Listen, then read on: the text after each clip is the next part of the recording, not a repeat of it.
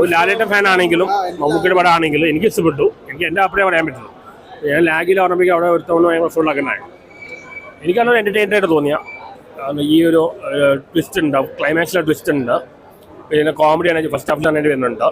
Script ഉപകരണമാണ്, direction നല്ലതായി തോന്നി.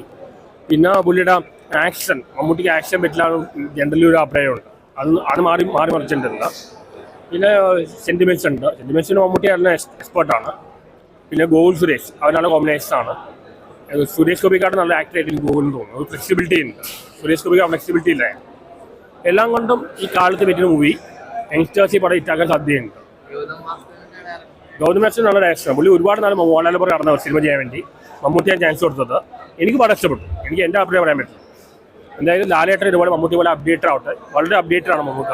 ഇപ്പോഴത്തെ ഓഡിയൻസിൻ്റെ ഇപ്പോഴത്തെ യങ്സ്റ്റേഴ്സിൻ്റെ പൾസ് നന്നായിട്ട് അറിയാം. ലാലേട്ടൻ അതുപോലെ ആവട്ടെ. ലാലേട്ടൻ ഫാനെല്ലാം ആഗ്രഹിക്കുന്നു. ലാലേട്ടൻ ഫാൻ ആണെങ്കിൽ പറയുന്നു പടം നല്ലതാണ്, എല്ലാം തിയേറ്ററിൽ കാണും.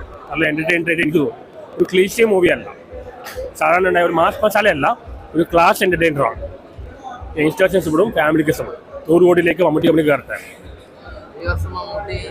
ഇപ്പോൾ രേഖാചിത്രം പുള്ളിയെ പ്രസൻസ് ഉണ്ട്. കഴിഞ്ഞ 2-3 വർഷമായിട്ട് മമ്മൂക്കിയുടെ ടൈമാണ്. ഇപ്പോഴും തുറന്നുകൊണ്ടിരിക്കുകയാണ്. ലാലേട്ടൻ അതുപോലെ വരട്ടെ. എനിക്ക് ഇഷ്ടപ്പെട്ടു. എനിക്ക് എൻ്റെ അഭിപ്രായം പറയാൻ പറ്റും.